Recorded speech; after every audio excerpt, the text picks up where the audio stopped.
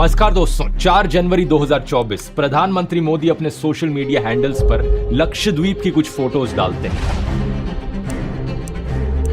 हालांकि इन फोटोज में मालदीव्स का कोई जिक्र नहीं था, लेकिन मालदीव्स की सरकार में बैठे हुए कुछ पॉलिटिशियंस इन फोटोज पर कुछ इस तरीके से रिएक्ट करते हैं कि सालों पुरानी दोस्ती दोनों देशों के बीच आज खतरे में आ जाती है। कुछ ही दिनों में हालात इतने सीरियस हो जाते हैं कि सोशल मीडिया पर बॉयकॉट मालदीव्स का ट्रेंड चलने लगता है। मालदीव्स की सरकार के 3 मिनिस्टर्स जिनकी वजह से पूरी कंट्रोवर्सी शुरू हुई, ये है मरियम श्यूना, मालशा शरीफ और अब्दुल्ला महजूम मजीद। इन्होंने जो कमेंट्स किए इंडिया और इंडियन प्राइम मिनिस्टर के ऊपर, मानो ऐसा लगता हो इनसिक्योरिटी की वजह से किए हो। इनका मानना था कि प्रधानमंत्री मोदी का एजेंडा है लक्षद्वीप को मालदीव से भिड़ाने का, लेकिन इन कमेंट्स में कई पर्सनल अटैक्स भी किए गए। मरियम ने ट्विटर पर प्रधानमंत्री मोदी को इजराइल का पपेट कहा। उनके कॉलीग्स ने यह कहा कि ये लक्षद्वीप की फोटोज मालदीव की टूरिज्म इंडस्ट्री को चैलेंज करने के लिए खींची गई हैं। और महजूम मजीद तो इंडियंस को स्टीरियोटाइप करके इंडिया के खिलाफ ही कमेंट करने लग गए। इन्होंने ओपन यूरिनेशन के विजुअल्स शेयर किए और कहा कि ये इंडियन कल्चर है। सोशल मीडिया पर इस सब की वजह से पूरी एक लड़ाई ही छिड़ गई जब इंडियंस ने यह कहना शुरू किया कि वो अपनी मालदीव्स की होटल और फ्लाइट बुकिंग्स कैंसिल कर रहे हैं। मालदीव्स की सरकार को इसकी सीरियसनेस समझ में आई और मालदीवियन फॉरेन मिनिस्ट्री ने फिर कहा कि जो ओपिनियंस यहाँ पर इनके मिनिस्टर्स ने एक्सप्रेस किए हैं वो इनके पर्सनल ओपिनियंस हैं और मालदीव्स की सरकार के व्यूज को ये रिप्रेजेंट नहीं करते। बाद में इनकी सरकार ने इन 3 मिनिस्टर्स को सस्पेंड भी कर दिया। लेकिन बात यहाँ पर दोस्तों सिर्फ मालदीव्स वर्सेस लक्षद्वीप की नहीं है, सिर्फ इस सोशल मीडिया लड़ाई की नहीं है। इस पूरी कंट्रोवर्सी के पीछे छुपी है एक नफरत की पॉलिटिक्स, एक जियोपॉलिटिकल एजेंडा जिसकी वजह से ये सब हुआ है। आइए समझते हैं आज के इस वीडियो में।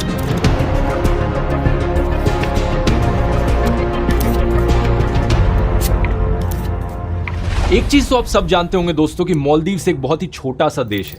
टोटल पॉपुलेशन इस पूरी कंट्री की सिर्फ 5 लाख लोगों के अराउंड है। बहुत से आइलैंड्स से ये बना है देश, 1000 से ज्यादा आइलैंड्स हैं, लेकिन 1000 से ज्यादा आइलैंड्स में से सिर्फ 200 के करीब आइलैंड्स ही इनहैबिटेड है, जहां पर इंसान रहते हैं। लेकिन इन 200 में से 150 से ज्यादा आइलैंड्स रिजॉर्ट आइलैंड्स हैं, यानी बेचे जा चुके हैं वो प्राइवेट कंपनीज को, और उन कंपनीज ने अपने बड़े बड़े रिजॉर्ट्स खोल रखे हैं।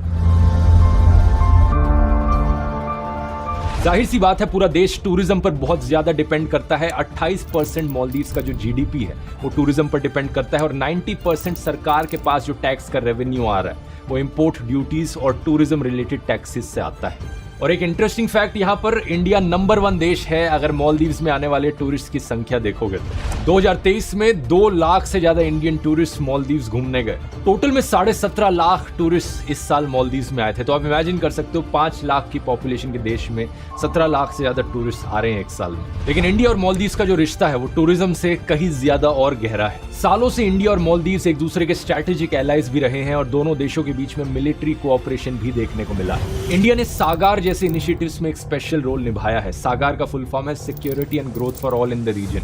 2008 के अराउंड इंडिया की नेबरहुड फर्स्ट पॉलिसी शुरू हुई थी, जिसकी वजह से इंडिया ने श्रीलंका, मालदीव्स, नेपाल, अफगानिस्तान, बांग्लादेश, पाकिस्तान और म्यांमार से अपने रिलेशंस इंप्रूव किए। करीब 77 इंडियन मिलिट्री के ऑफिसर्स और जवान्स भी प्रेजेंट है मालदीव्स के आइलैंड्स पर, और साथ ही साथ 2 ध्रुव एडवांस्ड लाइट हेलीकॉप्टर्स भी इंडिया ने डोनेट किए थे मालदीव्स को 2010 और 2015 में। इस मिलिट्री प्रेजेंस और हेलीकॉप्टर्स देने के पीछे कई कारण हैं, जैसे कि नेचुरल कैलामिटीज में मदद करना, search and rescue operations conduct करना, मेडिकल पेशेंट्स की एयरलिफ्टिंग करवाना एक से दूसरे आइलैंड्स तक। लेकिन इसके अलावा इंडिया की वॉरशिप्स मालदीव्स के एक्सक्लूसिव इकोनॉमिक जोन को भी पेट्रोल करती है। ये मालदीव्स के आसपास का समुद्र है जहां पर इलीगल एक्टिविटी को प्रिवेंट करने का काम किया जाता है, टेररिज्म को रोकने के लिए। और इसके लिए मालदीव्स ने ही इंडिया से रिक्वेस्ट किया था ये करने को। साल 2009 में जब मालदीव्स की सरकार को खतरा था कि टेररिज्म के अटैक्स हो सकते हैं इनके देश में, तो इन्होंने इंडिया से मदद मांगी थी, क्योंकि इनके पास मिलिट्री एसेट्स और सर्विलेंस की कैपेबिलिटीज नहीं थी। लेकिन यही मदद और इंडिया की मिलिट्री प्रेजेंस मालदीव्स की पॉलिटिक्स में पिछले कुछ सालों से कंट्रोवर्सी का एक बड़ा मुद्दा बन गई है। मालदीव्स की कुछ पॉलिटिकल पार्टीज इसके बिल्कुल फेवर में नहीं है और चाहती हैं कि इंडिया अपनी मिलिट्री वापस ले जाए। इनफैक्ट मालदीव्स के करंट प्रेसिडेंट मोहम्मद मुइजू और इनकी political party People's National Congress इसी मुद्दे पर इलेक्शन लड़के सत्ता में आए थे। ये इंडिया आउट का मुद्दा, ये समझने के लिए हमें थोड़ी सी मालदीव्स की पॉलिटिक्स पर नजर डालनी होगी। बात क्या है दोस्तों, करीब 30 सालों तक इनका पूरा देश डिक्टेटरशिप के अंडर रहा था। ये सिर्फ साल 2008 में ही था कि एक नया कॉन्स्टिट्यूशन एस्टेब्लिश किया गया और एक मल्टी पार्टी डेमोक्रेसी का सिस्टम आया इनके देश में। उस साल 2008 में जो इलेक्शंस कंडक्ट करवाई गई उसमें जीत हुई मोल्दीवियन डेमोक्रेटिक पार्टी की, जिसे शॉर्ट में कहा जा सकता है MDP, और इनके नए प्रेसिडेंट बने मोहम्मद नशीद। ये अपने आप में पहले 4 सालों तक काफी सक्सेसफुल प्रेसिडेंट रहे थे। क्लाइमेट चेंज जैसे मुद्दों पर अवेयरनेस फैलाई, मालदीव्स के पूरे देश को कार्बन न्यूट्रल बनाने की प्लेज करी और इनकी फॉरेन पॉलिसी इंडिया फर्स्ट की थी। इनकी टर्म के दौरान इंडिया और मालदीव्स एक दूसरे के काफी करीब आए और जैसा मैंने बताया 2009 में इन्हीं के कहने पर इंडिया ने मिलिट्री इक्विपमेंट डोनेट करी मालदीव्स को। लेकिन 2012 में एक पॉलिटिकल क्राइसिस देखने को मिलती है मालदीव्स में और अगले साल 2013 में जब नई इलेक्शंस होती हैं तो एक नई पार्टी पावर में आती है, progressive party of Maldives PPM। एक नए प्रेसिडेंट बनते हैं अब्दुल्ला यमीन अब्दुल गयूम और पार्टी बदलते ही देश की फॉरेन पॉलिसी भी बदलती है। ये नई पार्टी इंडिया के काफी खिलाफ थी। 2016 में इनकी नई सरकार ये भी कहती है कि ये जो 2 हेलीकॉप्टर्स आपने हमें गिफ्ट किए हैं ये आप वापस ले लो। इंडिया से दूर होकर यमीन की सरकार चाइना के ज्यादा करीब आती है। चाइनीज कंपनियों को बड़े बड़े इंफ्रास्ट्रक्चर प्रोजेक्ट से कॉन्ट्रैक्ट्स दिए जाते हैं मालदीव्स के आइलैंड्स में, और इसी बीच मालदीव्स चाइना के बेल्ट एंड रोड इनिशिएटिव का भी हिस्सा बन जाता है। ये एक ऐसा इनिशिएटिव जिसमें चाइना बड़े बड़े इंफ्रास्ट्रक्चर प्रोजेक्ट्स में पैसा खर्च करना चाहता है, दुनिया के अलग अलग देशों में सड़कें, रेलवेज और पोर्ट्स बनाते हुए एशिया, अफ्रीका और यूरोप में अपना इन्फ्लुएंस बढ़ाने के लिए। ज्यादातर चाइनीज कॉन्ट्रैक्ट्स की जो लोन टर्म्स थी वो काफी अनसस्टेनेबल थी। इसकी वजह से बहुत से देश चाइना के सामने कर्ज में डूबते हैं। मालदीव्स खुद 1.5 बिलियन डॉलर्स चाइना से बोरो करता है इस समय के दौरान। यहां मैं कहना चाहूंगा दोस्तों, अगर आपको मेरे वीडियो का कोई भी पार्ट ढंग से समझ में नहीं आता है तो आप चैट GPT को असिस्टेंट के तौर पर इस्तेमाल कर सकते हैं। What is China's belt and road initiative, simply आप लिखकर पूछ सकते हैं। बहुत से देश कर्ज में क्यों डूब रहे हैं, बड़ी अच्छी एक्सप्लेनेशन आपको मिल सकती है। और चैट GPT आपको सिर्फ इंग्लिश में नहीं बल्कि हिंदी या इंग्लिश में भी समझा सकता है। ऐसे ही बहुत से छोटे बड़े कामों के लिए चैट GPT एक बड़ा ही यूजफुल सॉफ्टवेयर है और इसलिए मैंने एक पूरा 4.5 घंटे का कोर्स बनाया है चैट GPT को मास्टर करने के ऊपर। ये पूरा कोर्स हिंदी में है, इंग्लिश सबटाइटल्स के साथ, जिसमें आप सीखेंगे कि कैसे स्टूडेंट की लाइफ में, एक एम्प्लॉय के लिए और एक बिजनेस ओनर के लिए कैसे आप चैट GPT से अपने काम की एफिशिएंसी और प्रोडक्टिविटी बढ़ा सकते हैं। अगले हफ्ते इस कोर्स में एक नया 1 घंटे का बोनस कंटेंट भी ऐड होगा। मैंने रिसेंटली दुबई की 1 बिलियन समिट में एक वर्कशॉप करी थी चैट GPT के ऊपर, तो वो पूरी की पूरी वर्कशॉप भी आप इस कोर्स में देख पाएंगे। अगर आप कोर्स को ऑलरेडी खरीद चुके हैं तो आपके लिए बिल्कुल फ्री अपडेट है, लेकिन अगर आपने अभी तक नहीं खरीदा है तो जरूर जाकर चेकआउट करिए। इस वीडियो के लिए कूपन कोड इस्तेमाल कीजिए LAK40 40% ऑफ पाने के लिए, आप ऐसे पहले 400 लोगों के लिए। लिंक इसका नीचे डिस्क्रिप्शन में मिल जाएगा या फिर आप ये QR कोड भी स्कैन कर सकते हैं। अब टॉपिक पर वापस आते हैं। इस सरकार की वजह से इंडिया और मालदीव्स के रिलेशंस कमजोर होते हैं और इंडिया की जो स्ट्रैटेजिक पोजीशन थी इस एरिया में वो भी कमजोर होने लगती है। लेकिन 2018 में जब अगली इलेक्शंस होती हैं, एक बार फिर से पार्टी बदलती है और देश की फॉरेन पॉलिसी बदलती है। 2018 में MDP पार्टी के इब्राहिम मोहम्मद सोली नए प्रेसिडेंट बनते हैं और सबसे पहला यह काम करते हैं कि वो जो इंडियन हेलीकॉप्टर्स को वापस भेजने को कहा गया था उसका कॉन्ट्रैक्ट एक्सटेंड कर देते हैं। कहते हैं कि नहीं, यहीं रखो उन हेलीकॉप्टर्स को। एक बार फिर से इंडिया फर्स्ट की स्ट्रेटेजी अपनाई जाती है। इंडिया भी मदद करता है मालदीवियन सरकार की। Billions of dollars India provide करता है मालदीव्स को ताकि वो जो कर्ज आया था पिछली सरकार में उससे बाहर निकाला जा सके देश को। कोविड पैंडेमिक आता है, उसके दौरान भी इंडिया वैक्सीन्स प्रोवाइड करता है मालदीव्स में। यहाँ पर एक चीज ये भी ध्यान देने वाली है कि जब मालदीव्स में डेमोक्रेसी नहीं आई थी, वो जो 30 साल की डिक्टेटरशिप चल रही थी, उसमें भी इंडिया मालदीव्स के रिलेशंस बहुत अच्छे हुआ करते थे। जैसे कि 1995 में इंडिया ने इंदिरा गांधी मेमोरियल हॉस्पिटल बनवाया मालदीव्स में। यह आज के दिन तक पूरे देश का सबसे बड़ा हॉस्पिटल है। 2020 के समय पर वापस आए तो इनकी नई MDP की सरकार इंडिया फर्स्ट के सेंटिमेंट को लेकर कुछ ज्यादा ही एंथुजियास्टिक थी। बहुत से बायलैटरल एग्रीमेंट साइन किए जाते हैं इंडिया और मालदीव्स के बीच में इस समय पर। $500 मिलियन ग्रांट्स इंडिया देता है मैरीटाइम कनेक्टिविटी के लिए। $800 मिलियन की एक लाइन ऑफ क्रेडिट दी जाती है export import bank of India के द्वारा। लेकिन इस इंडिया फर्स्ट के प्रोएक्टिव अप्रोच की वजह से एक अंडर करंट भी फैल रहा था पूरे देश में, इंडिया आउट के सेंटिमेंट।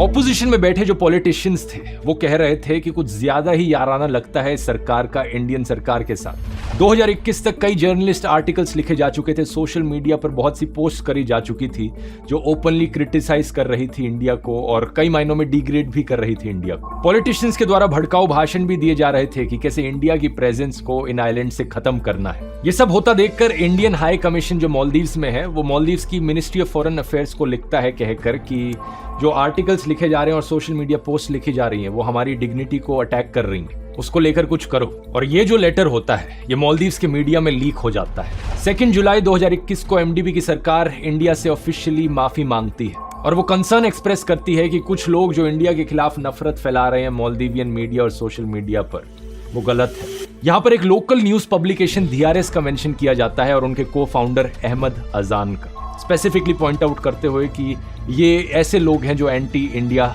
नफरत फैलाते हैं। अहमद अजान इंडिया आउट के नारों को लेकर एक स्टेटमेंट देते हैं, ये कहते हुए कि इंडिया आउट कैंपेन का मतलब ये नहीं कि हम इंडियंस को बाहर करना चाहते हैं मालदीव से। हम चाहते हैं कि इंडियंस सेफ रहे हमारे देश में, लेकिन इंडिया आउट का मतलब है हम इंडियन मिलिट्री को देश से बाहर करना चाहते हैं। और जो भी लोग इंडिया आउट कैंपेन का इस्तेमाल कर रहे हैं इंडियंस के खिलाफ थ्रेट्स देने के लिए और इंडियंस के खिलाफ अटैक्स करने के लिए, वो गलत है। ये कहते हैं कि हमारी सिर्फ एक इशू बेस्ड मूवमेंट है। तो बात यहां पर यह है कि अगर ये इशू बेस्ड मूवमेंट है तो क्या है इनके इश्यूज। इनके ऑपोजिशन में बैठे पॉलिटिशियंस का कहना है कि जो एग्रीमेंट्स एमडीपी की सरकार ने इंडिया के साथ करी हैं वो काफी कॉन्फिडेंशियल है और उनकी डिटेल्स जनता के सामने दिखाई नहीं जा रही है। उस वक्त की इनकी ऑपोजिशन पार्टी पीपीएम के वाइस प्रेसिडेंट मोहम्मद शरीफ का कहना था कि ये जो अगर एग्रीमेंट की डिटेल्स देश के सामने नहीं रखी जाएंगी तो ये डेमोक्रेसी का वायलेशन है। हमारी सरकार यहाँ पर नेशनल सिक्योरिटी का बहाना देकर डिटेल्स को छुपा नहीं सकती। इन्होंने एक एग्जाम्पल दिया मालदीव्स के उथुरा थीला फालहू आइलैंड पर हो रहे हार्बर प्रोजेक्ट का।